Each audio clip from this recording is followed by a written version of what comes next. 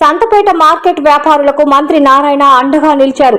అగ్ని ప్రమాదంలో సర్వం కోల్పోయిన వారిని హక్కును చేర్చుకున్నారు. ఆర్థిక భరోసా కల్పించారు.